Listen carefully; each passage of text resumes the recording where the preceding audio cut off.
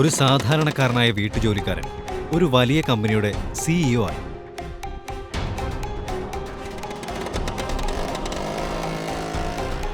അവിടെ നിക്ക്. ചെറിയ ചെറിയ പണികൾക്ക് നിനക്ക് ഇത്രയും സമയം വേണോ? മാർക്കറ്റില് നല്ല തിരക്കുണ്ടായിരുന്നു, അതാ ലേറ്റായി. ഓ, നീ വലിയ ഹീറോ അല്ലേ? ആളുകളെല്ലാം നിന്നെ നോക്കി നിന്നിട്ടുണ്ടാകും. അവിടെ നിക്ക്. നീ ഇത്രയും സമയം എടുത്തിട്ട് എന്താ വാങ്ങിച്ചതെന്ന് ഞാനൊന്ന് കാണട്ടെ. നിനക്കിപ്പോഴും വീട്ടുകാര്യങ്ങളൊന്നും അറിയില്ലേ? ഞാൻ നിന്നോട് എന്താ വാങ്ങാൻ പറഞ്ഞത്? നീ എന്താ വാങ്ങിച്ചു വന്നത്? ഞാൻ മത്തനും മുരിങ്ങയും വാങ്ങിയിട്ടുണ്ട്. മത്തനും മുരിങ്ങയും നീ തന്നെ കഴിച്ചാ മതി. അച്ഛന്റെ നിർദ്ദേശപ്രകാരമായിരുന്നു ശ്രീലക്ഷ്മി ഋഷിയെ വിവാഹം കഴിച്ചത്. അവൻ അവളെ വിവാഹം കഴിച്ചത് ദേവയാനിക്ക് ഒട്ടും ഇഷ്ടപ്പെട്ടിട്ടുണ്ടായിരുന്നില്ല. ദേവയാനി അമ്മ അവസരം ലഭിക്കുമ്പോഴെല്ലാം മരുമകൻ ഋഷിയെ അപമാനിക്കാറുണ്ടായിരുന്നു. മറുവശത്ത് ശ്രീലക്ഷ്മിക്ക് പോലും അവനോട് ഒരു വികാരവും ഉണ്ടായിരുന്നില്ല. ദേവയാനിക്ക് അവരുടെ വിവാഹമോചനം നടത്തണമായിരുന്നു. അതിനായി അവർ പല പ്ലാനുകളും ഉണ്ടാക്കി. മോളെ ശ്രീലു, നിന്നോട് ഞാൻ പറഞ്ഞിട്ടില്ലേ, അവനെ കൊണ്ട് യാതൊരു ഉപകാരവുമില്ല. അവൻ എന്താ ചെയ്യുന്നതെന്ന് അവന് പോലും അറിയില്ല. നീ എന്തിനിങ്ങനെ വാശി പിടിക്കുന്നത്? ഞാൻ പറയുന്നത് കേൾക്ക്. നീ അവന് ഡിവോഴ്സ് ചെയ്യും. അമ്മ, ഞാൻ എത്ര തവണ പറഞ്ഞിട്ടുണ്ട്, അവൻ ജോലി ചെയ്താലും ഇല്ലെങ്കിലും എനിക്ക് പ്രശ്നമില്ല. എന്റെ അടുത്തുള്ളത് വെച്ച് ഞാൻ മാനേജ് ചെയ്തോളാം.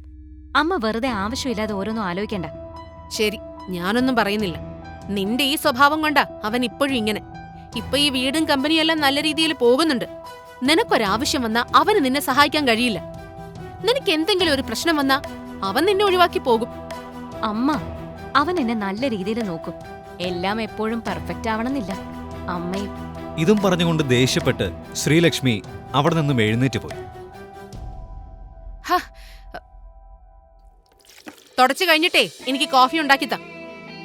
ഋഷി തല കുലുക്കിക്കൊണ്ട് പറഞ്ഞു. ഇത്രയും അപമാനിക്കപ്പെട്ടിട്ടും ഒന്നും മിണ്ടാതെ ഋഷി ജോലി തുടർന്നു. ഋഷി, ആ അമ്മയ്ക്ക് കോഫി എടുത്തിട്ടൊന്ന് മുകളിലേക്ക് വരാമോ?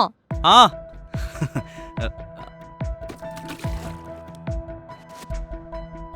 അമ്മ, ഇതാ കോഫി.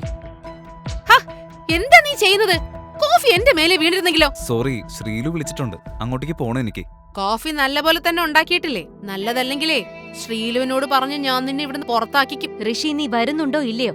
ഇനി എന്താ ഇവിടെ നിക്കുന്നേ? അവള് വിളിക്കുന്നത് കേട്ടില്ലേ? അങ്ങോട്ട് ചെല്ല്. ആ വാതിൽ അടയ്ക്ക്. ഇനി അതും പറഞ്ഞു തരണം. ഓ, ആ. നിനക്ക് ജീവിതകാലം മുഴുവൻ ഇവിടെ വീടും വൃത്തിയാക്കി അമ്മയ്ക്ക് കോഫി ഉണ്ടാക്കി നിൽക്കാനാണോ പ്ലാൻ? അല്ല ശ്രീലു, ഞാൻ ശ്രമിക്കുന്നുണ്ട്. അതൊന്നും എനിക്ക് കേക്കണ്ട. ഈ മാസം നിനക്ക് ജോലി ആയിട്ടില്ലെങ്കിൽ ഈ വീട്ടിൽ നിന്നും എങ്ങോട്ടെങ്കിലും പൊക്കോ. നിന്നെ ഞാൻ എന്റെ കമ്പനിയിലെടുക്കാം. പക്ഷെ നീ നല്ലോണം റെസ്പോൺസിബിൾ ആയിരിക്കണം. നിന്റെ കഴിവ് നീ തെളിയിക്കണം. അങ്ങനെയാണെങ്കിൽ ഞാൻ ഹാപ്പി ആവും. നിനക്ക് ഞാൻ പറയുന്നത് മനസ്സിലാവുന്നുണ്ടോ? നീ കേൾക്കുന്നുണ്ടോ ഞാൻ പറയുന്നത്? ആ, എനിക്ക് മനസ്സിലായി ശ്രീലു. ആ, എന്നാ എന്റെ കൂടെ വാ.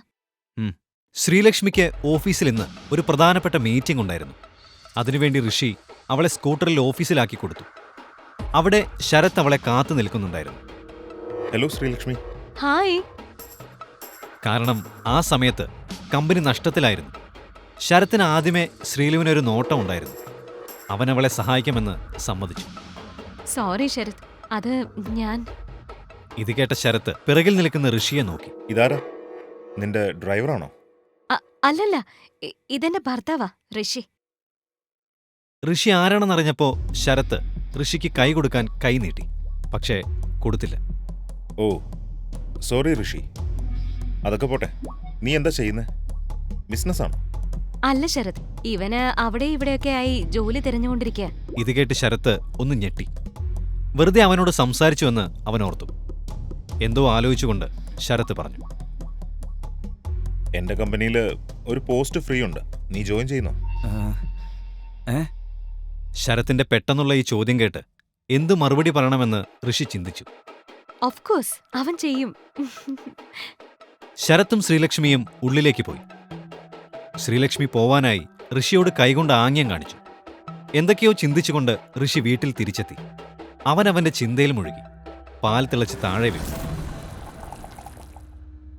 ഇത് കണ്ട ദേവയാനി അവനെ ശകാരിച്ചു. നിന്നെ കൊണ്ട് 10 പൈസയുടെ ഉപകാരമില്ല, എന്നിട്ടും എല്ലാം ചീത്തയാക്കും. ശ്രീലു ഇപ്പൊ വരും. അവൾക്കുള്ള കോഫി എത്രയും പെട്ടെന്ന് റെഡിയാക്ക്. ആ, മോള് വന്നോ? കോഫി എടുക്കട്ടെ? ഇപ്പൊ വേണ്ടമ്മ. അകത്തേക്ക് വാ, ഒരു കാര്യം പറയാനുണ്ട്.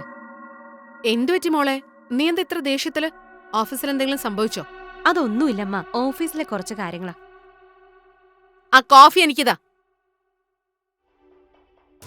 ഈ കഥ തുടർന്ന് കേൾക്കുന്നതിനായി ഇപ്പോൾ തന്നെ പോക്കറ്റ് FM ആപ്പ് ഇൻസ്റ്റാൾ ചെയ്യൂ. Link in description.